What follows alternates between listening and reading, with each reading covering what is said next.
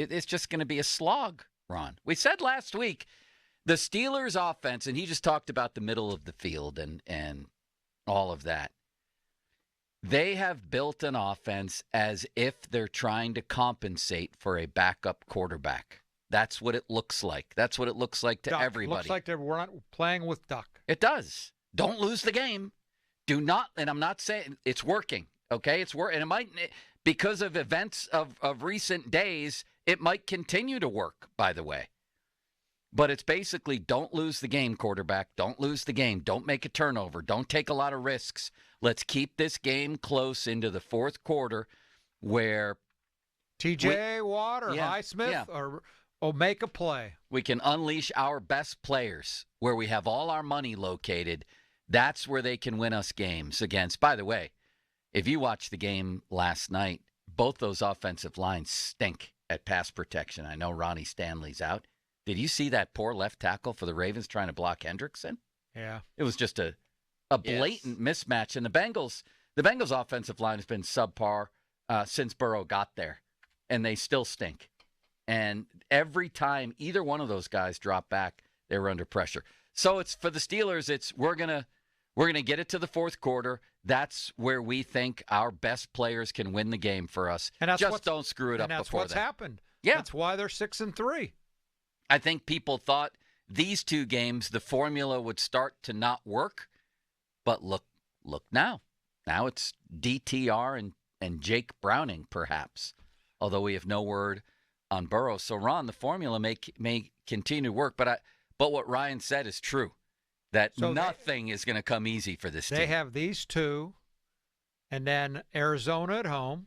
Yep. And then New England. Yes. Theoretically, they could be 10-3 going into those last three games. Absolutely. They've got, let me see, 7, 14. In a matter of 18 days, I think they have 4 games. And all right, what is your prediction out of these next 4? Well, I shouldn't. I'm getting ahead of myself here. Do you see a split in Ohio, despite all the situations going on? I know it's easy to say both wins, but do you see a split? And then add in the next 3, Arizona, New England, and at Indy. Out of those 5 games, they're going to go 4-1, 3-2, or worse. Wait, we're going up to New England then? No, we're going to Indy. So 5 games, right? 5 games. 5 games. They're going to go 4-1, and if they don't go 4-1, then something's very, very wrong. So 4-1, and that's assuming Burrow doesn't play, right? 4-1 would take them to 10-4. Yeah. And then you have the last 3. Maybe Jake Browning again, and then we'll see about at Seattle, at Baltimore. Wow. For them to miss the playoffs, if they missed the playoffs right now, it would be right up there with the other 2 great implosions of Tomlin's career, one of which was we're going to unleash hell in December when they kept losing to bad teams after that, and the other would be when they had a 2.5-game lead in the division. 11-0 year, right? Yeah, that one. Would they lose 4 out of 5 and then get blown out in the playoffs? Yeah.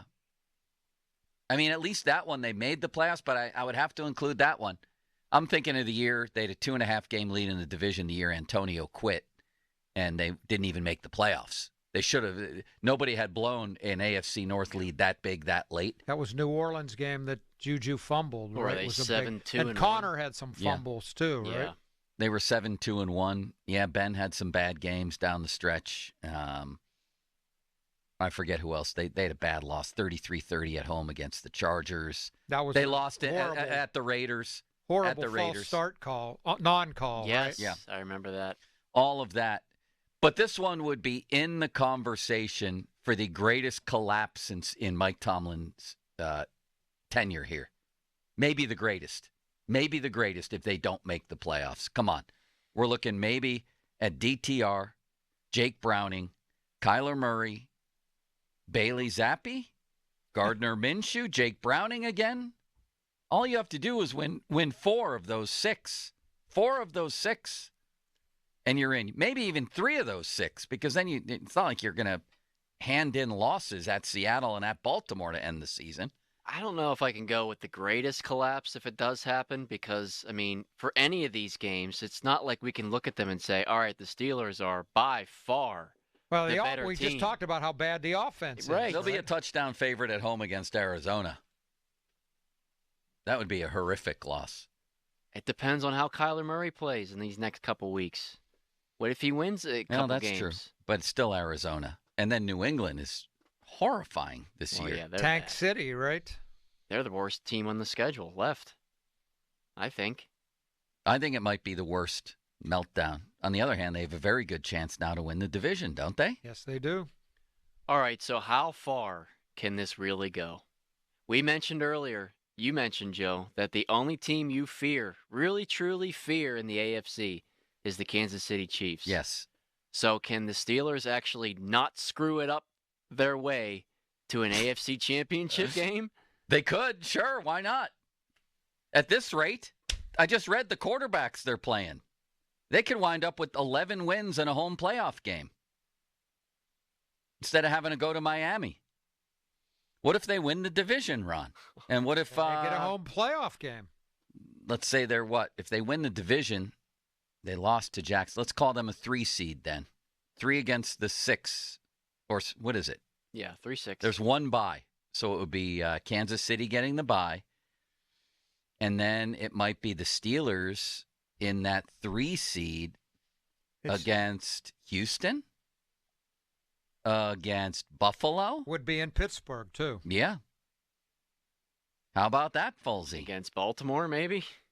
Against Baltimore.